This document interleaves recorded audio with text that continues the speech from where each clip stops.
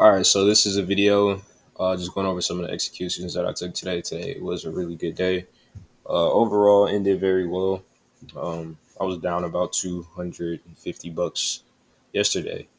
Today I'm only down 58.43, so making our way back slowly but surely. Base hits.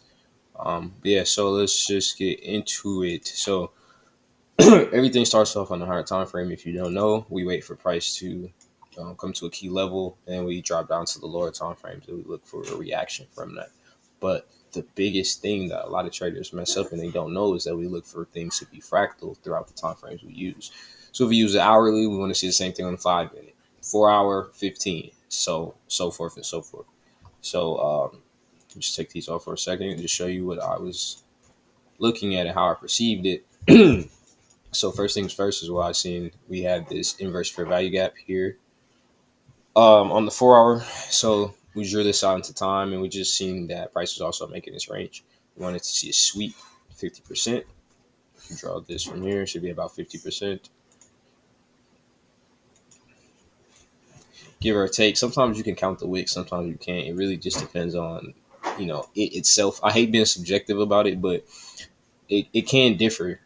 Sometimes you use the wick, sometimes you don't use the wick. In this case, I didn't even pull a fib out, but it looked like 50% to me. So that's how I traded it. So on the hourly, you can see it even clearer. We have our range from here to here. Like to see price come to 50%, sweep it into a higher time frame PD array, which was this 4 hour inverse fair value gap. Once it comes here, we look for a reaction. So that's what I seen on the higher time frame. So then on the lower time frames, all we're literally doing is just dropping down and looking for the same exact thing. So this is when price came to the level, and we got that nice immediate reaction that we were looking for. So once we had that, all it was just doing my bread and butter setup, which is looking for 50% of the range, sweep, and it goes higher.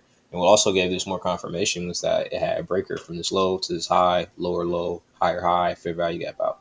So anytime I see that, it gives me a lot of confirmation, if you will, that things actually do want to go higher. So once we've seen that initial move, we've seen it here. We could have gotten in here, but I was actually taking my son to school, so I ended up getting in right around this area.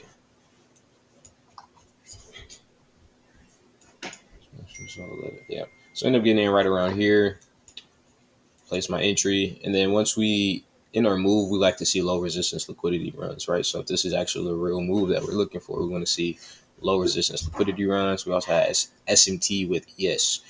So as you can see, we took some good trades here, got in here, took one off here, and then we let another one rode pretty good, took some good ticks, handles, whatever you want to call it. Took some profits on the other one here.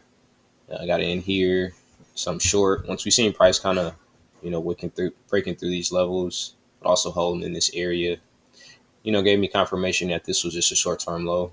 This is 50%. Wanted to be swept. So I bought more and went higher. Took off the last two up here. But even if you look at the same thing, we have this range, 50% sweep, and price starts going higher. So that was pretty much the premise for today. I'm not gonna make this super long. Just wanted to give you guys a quick update, show you some of the trades that I've been taking, and yeah, catch you guys next time. Peace.